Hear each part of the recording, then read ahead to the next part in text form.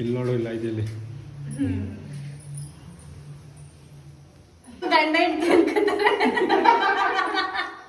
ಅಲ್ಲೇ ನಮ್ಮ ಯಜಮಾನರು ಮೊಬೈಲ್ ಇಟ್ಕೊಂಡಿದ್ರು ಅದಕ್ಕೆ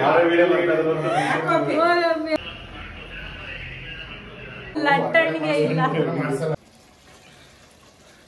ತಿಂದು ನೋಡಿ ಟೇಸ್ಟ್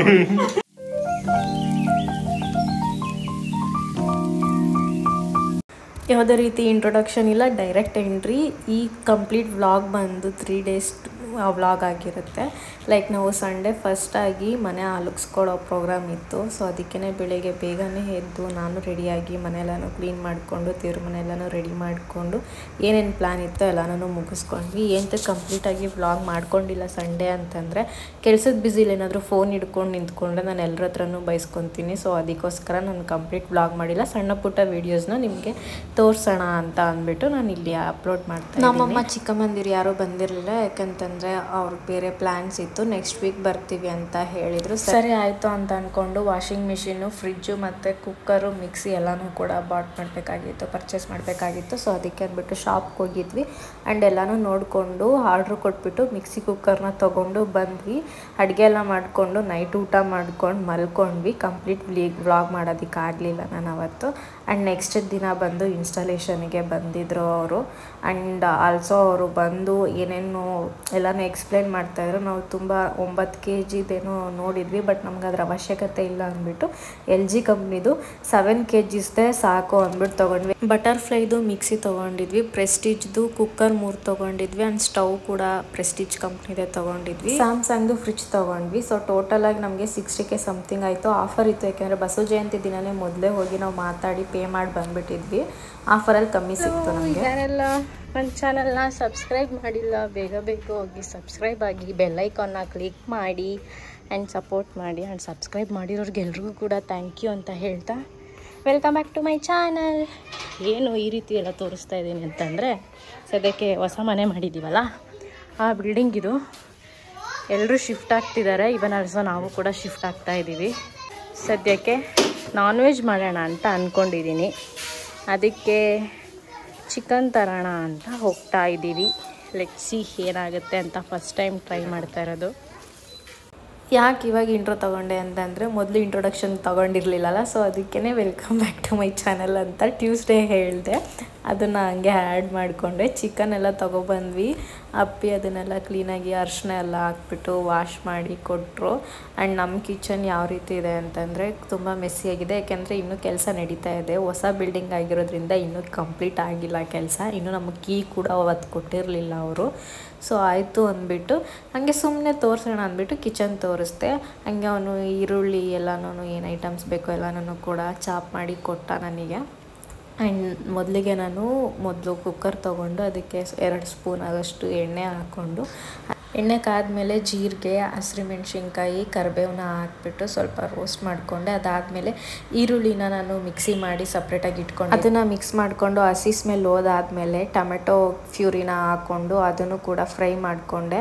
ಅದು ಕಂಪ್ಲೀಟ್ ಫ್ರೈ ಆದಮೇಲೆ ನಾನು ಅದಕ್ಕೆ ಮಸಾಲೆ ಐಟಮ್ಸ್ ಬರುತ್ತಲ್ಲ, chilli powder, coriander powder, pepper powder ಎಲ್ಲನೂ ಮಿಕ್ಸ್ ಹಾಕೊಂಡಾದ್ಮೇಲೆ ಚಿಕನ್ ಮಸಾಲಾನ 1 ಪ್ಯಾಕೆಟ್ ಪೂರ್ತಿ ರೋಸ್ಟಿಗೆ ಹಾಕಿ ಚಿಕನ್ ಎಲ್ಲನೂ ಕೂಡ ಮಿಕ್ಸ್ ಮಾಡಿಕೊಂಡೆ. ಆ ಪೌಡರ್ ಎಣ್ಣೆ ಕಂಪ್ಲೀಟಾಗಿ ಚಿಕನ್ಗೆ ಒದಗಬೇಕು, ಅಂದರೆ ಮಿಕ್ಸ್ ಆಗಬೇಕು. ಆ ರೀತಿ ಬಾಡಿಸ್ಕೊಂಡು ರುಚಿಗೆ ತಕ್ಕಷ್ಟು ಉಪ್ಪನ್ನ ಹಾಕ್ಕೊಂಡು ಚೆನ್ನಾಗಿ ಬಾಡಿಸ್ಕೊಂಡೆ. ಒಂದು 10-15 ನಿಮಿಷದ ಕಾಲ ಅದು ಫ್ರೈ ಆಗಬೇಕು. ಅದಕ್ಕೋಸ್ಕರ ನಾನು ಅದ್ರ ಮೇಲ್ಗಡೆ ಒಂದು ಪ್ಲೇಟ್ನ ಮುಚ್ಚಿ ಇಟ್ಬಿಟ್ಟು ಒಂದು 10 ನಿಮಿಷ ಆದಮೇಲೆ ಅದನ್ನು ಓಪನ್ ಮಾಡಿದೆ.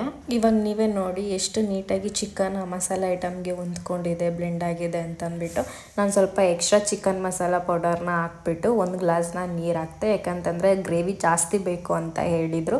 ಸೊ ನಿಮಗೆ ಯಾವ ರೀತಿ ಕನ್ಸಿಸ್ಟೆಂಟಾಗಿ ಬೇಕು ಅಂತ ಅಂದ್ಬಿಟ್ಟು ಆ ರೀತಿ ಮಾಡ್ಕೋಬೋದು. ಅದಾದಮೇಲೆ ನಾನು ಪುದೀನ ಮತ್ತು ಇದು ಬರುತ್ತಲ್ಲ ಕೊತ್ತಂಬರಿ ಸೊಪ್ಪು, ಅದನ್ನು ಹಾಕಿಬಿಟ್ಟು ಲಿಡ್ನ ಕ್ಲೋಸ್ ಮಾಡಿದೆ. ಆ್ಯಂಡ್ ಕಂಪ್ಲೀಟ್ ಆದಮೇಲೆ ನಾನು ಚಪಾತಿ ಒತ್ತೋದಕ್ಕೆ ಸ್ಟಾರ್ಟ್ ಮಾಡಿಕೊಂಡೆ. ನೋಡಿದ್ರೆ ಚಪಾತಿ ಹಿಟ್ಟು ಕಲಸಿಟ್ಟಿದೆ, ಬಟ್ ಲಟ್ಟಣಿಗೆನೇ ಇಲ್ಲ. ಹೊಸ ಮನೇಲಿ ಒಂದಿದ್ರೆ ಒಂದಿಲ್ಲ, ಯಾಕೆಂದರೆ ನಾವು ಇನ್ನೂ ಐಟಮ್ ಕರೆಕ್ಟಾಗಿ ಪರ್ಚೇಸ್ ಮಾಡಿರಲಿಲ್ಲ. ಸೊ ಲಟ್ಟಣಿಗೆ ತೊಗೊಬಂದು ಮಾಡ್ಕೊಳ್ಳೋ ಅಷ್ಟರಲ್ಲಿ 7 o'clock ಆಗಿಬಿಡ್ತು. ಸೊ ನಾನು ಚಪಾತಿ ಒತ್ಕೊಡ್ತಾಯಿದ್ದೆ, ಅಪ್ಪಿ ಕಂಪ್ಲೀಟಾಗಿ ಅದನ್ನು ಬೇಯಿಸ್ತಾಯಿದ್ರು. ನಾನು ನಾನ್ ವೆಜ್ ತಿನ್ನಲ್ಲ, ಅವ್ರಿಗೋಸ್ಕರ ಅಂತಲೇ ಮಾಡಿದ್ದು, ಬಾಯ್ಸಿಗೋಸ್ಕರ ತಿನ್ನಲಿ ಅಂತ. ನಾನು ಉಪ್ಪು ಸಾಂಬಾರ್ದು ಖಾರ ಬರುತ್ತಲ್ಲ ಅದರಲ್ಲಿ ಚಪಾತಿ ತಿಂದೆ. ನೈಟ್ ಎಲ್ಲರೂ ಜೊತೆಲೇ ಕೂತ್ಕೊಂಡು ಊಟ ಮಾಡ್ತೀವಿ. ಯೂಟ್ಯೂಬಲ್ಲಿ ನೀವೆಲ್ಲ ಬರ್ತೀರಾ. ಮನು ಅಂತ ತಪ್ಪಲೆ ಹಿಡ್ಕೊಂಡಿದ್ದಾರೆ. ವೆಡ್ನೆಸ್ಡೇ ಯಾವುದೇ ರೀತಿ ವ್ಲಾಗ್ ಮಾಡಿಲ್ಲ, ಯಾಕೆಂತಂದರೆ ಫಿಟ್ಟಿಂಗ್ ಕೆಲಸಗಳು ನಡೀತಾ ಇತ್ತು, ಅದಕ್ಕೋಸ್ಕರ ವ್ಲಾಗ್ ಮಾಡೋದಕ್ಕೆ ಹೋಗಿಲ್ಲ. ಇದು ಬಂದು ನೆಕ್ಸ್ಟ್ ಥರ್ಸ್ಡೇ ಮಾಡಿದ್ದು. ನೆಕ್ಸ್ಟ್ ಡೇ ಗುರುವಾರ ನಾರ್ಮಲಾಗಿ ನಾನು ತಲೆಗೆ ಸ್ನಾನ ಮಾಡ್ತೀನಿ. ಆ್ಯಂಡ್ ನನ್ನ ಸ್ಕಿನ್ನ ತುಂಬಾ ರೆಗ್ಯುಲರಾಗಿ ಕೇರ್ ಮಾಡೋದನ್ನು ನೆಗ್ಲೆಕ್ಟ್ ಮಾಡಿಬಿಟ್ಟಿದ್ದೀನಿ. ನಾನು ಈ ರೀತಿ ಇರಲಿಲ್ಲ, ಬಟ್ ಈ 1.5-2 ಮಂತ್ಸಿಂದ ಯಾಕೋ ಗೊತ್ತಿಲ್ಲ, ತುಂಬ ಅಂದರೆ ತುಂಬ ಸೋಂಬೇರಿ ಆಗಿಬಿಟ್ಟಿದ್ದೀನಿ. ಆ್ಯಂಡ್ ಈ ಹೊಸ ಮನೆಗೆ ಬಂದಮೇಲೆ ನನ್ನ ಸ್ಕಿನ್ ಕೇರ್ನ ಮತ್ತೆ ಸ್ಟಾರ್ಟ್ ಮಾಡಬೇಕು ಆ್ಯಂಡ್ ಒಳ್ಳೊಳ್ಳೆ ಕಂಟೆಂಟ್ನ ನಿಮಗೆ ಕೊಡಬೇಕು ಅಂತ ಟ್ರೈ ಮಾಡ್ತಾಯಿದ್ದೀನಿ ನಾನು. ಆ್ಯಂಡ್ ಬೆಳಿಗ್ಗೆ ಎದ್ದು ಮನೆ ಕೆಲಸ ಎಲ್ಲ ನಾನು ಮಾಡಿ ನೀಟಾಗಿ ಫ್ರೆಶ್ ಅಪ್ ಎಲ್ಲ ಆದಮೇಲೆ ನನ್ನ ಸ್ಕಿನ್ ಕೇರ್, ಬೇಸಿಕ್ ಸ್ಕಿನ್ ಕೇರ್ನ ಮಾಡಿಕೊಂಡೆ. ಲೈಕ್ ಸನ್ಸ್ಕ್ರೀನ್, ಮಾಯ್ಶ್ಚರೈಸರ್ ಆ್ಯಂಡ್ ಬೊಟ್ಟಿಟ್ಕೊಂಡು ಪೂಜೆ ಮಾಡೋಣ ಅಂತ ಅಂದ್ಬಿಟ್ಟು ರೆಡಿ ಆದೆ. ಲಿಟ್ರಲಿ ನಾನು ಈ ಒಂದು ವಿಷಯನ ನಿಮ್ಮ ಹತ್ರ ಶೇರ್ ಮಾಡ್ಕೊಳ್ಳೇಬೇಕು. ನಾನು ಬೆಂಗಳೂರಲ್ಲಿ ನಮ್ಮ ಅಮ್ಮನ ಮನೇಲಿ ನಾನು ನಮ್ಮ ಮನೇಲಿದ್ದಾಗ ಲೈಕ್ ಯಾವ ರೀತಿ ಅಂತ ಅಂದರೆ, ನಾನು ಬೆಳಿಗ್ಗೆ 7 o'clock ಎದ್ದು ಮನೆ ಕೆಲಸ ಎಲ್ಲನೂ ಮಾಡ್ಕೊಂಡು ಬಾಕ್ಸ್ಗೆ ಹಾಕ್ಕೊಂಡು ನಾನು ರೆಡಿಯಾಗಿ ಆಫೀಸಿಗೆ ಹೋದರೆ ಸಂಜೆ ಬರ್ತಾಯಿದ್ದೆ ಅಷ್ಟೇ. ಯಾವುದೇ ಕಾರಣಕ್ಕೂ ಅಡುಗೆ ಕೆಲಸ ಅಂತೂ ನಾನು ಮಾಡ್ತಾನೆ ಇರಲಿಲ್ಲ. ನಮ್ಮ ಅಮ್ಮ ಹತ್ರ ನಾನು ದಿನಾ ಬಯಸ್ಕೊತಿದ್ದೆ ಹೆಲ್ಪ್ ಮಾಡಲ್ಲ ಅಂತ. ಲೈಕ್ ಹೇಗಾಗ್ಬಿಡ್ತಿತ್ತು ಅಂತಂದರೆ, ಎಲ್ಲ ಕೆಲಸ ಮಾಡಿದ್ರೂ ಕೂಡ ಅದು ಕೆಲಸ ಮಾಡಿದ್ದಾರೆ, ಹೆಲ್ಪ್ ಮಾಡಿದ್ದಾರೆ ಅಂತ ಅವ್ರಿಗೆ ಅನ್ನಿಸ್ತಾನೆ ಇರಲಿಲ್ಲ. ಅಡುಗೆ ಕೆಲಸನೇ ಮ್ಯಾಟರ್ ಆಗ್ತಿತ್ತು ಅವ್ರಿಗೆ. ಅದೇ ವಿಷಯಕ್ಕೆ ನಮ್ಮಿಬ್ರಿಗೂ ಜಗಳ ಆಗ್ತಿತ್ತು. ನಾನು ನಾರ್ಮಲಾಗಿ ಬೇಗ ಎದ್ದೇಳ್ತಾ ಇದ್ದಿದ್ದು 2 ವಿಷಯಕ್ಕೆ. ಅದು ಬಂದು ಮೇಕಪ್, ಬ್ರೈಡಲ್ ವರ್ಕ್ಸ್ ಏನಾದರೂ ಇದ್ದರೆ ನನ್ನ ಫ್ರೆಂಡ್ಸ್ ಜೊತೆ ಎಲ್ಲಾದರೂ ಈಚೆ ಹೋಗ್ತೀನಿ ಅಂದರೆ ಮಾತ್ರ ಎದ್ದೇಳ್ತಾ ಇದ್ದೆ. ಬಟ್ ಆದರೆ ಆಫ್ಟರ್ ದಿ ಮ್ಯಾರೇಜ್ ತುಂಬಾ ಬದಲಾಗಿದ್ದೀನಿ.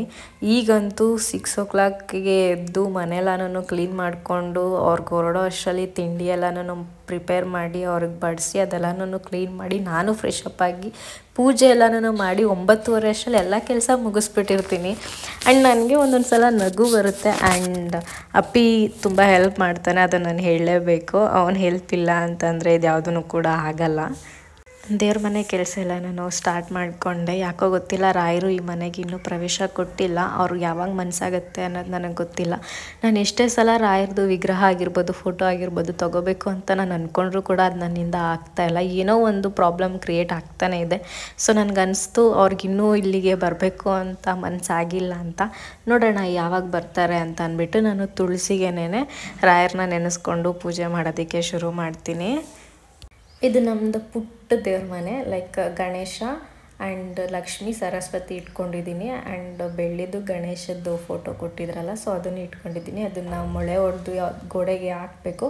ಬಟ್ ಇಲ್ಲಿ ಇನ್ನೂ ಕೆಲಸ ಇರೋದ್ರಿಂದ ನಾನು ಅದನ್ನು ಮಾಡಿಲ್ಲ. ದೇವ್ರ ಮನೆಯಲ್ಲೇ ಇಟ್ಕೊಂಡು ನೀಟಾಗಿ ಹೂವು ಎಲ್ಲನೂ ಹಾಕಿ ದೇವ್ರ ಮನೆ ಎಲ್ಲನೂ ಕ್ಲೀನ್ ಮಾಡಿ ಪೂಜೆ ಸ್ಟಾರ್ಟ್ ಮಾಡಿಕೊಂಡೆ.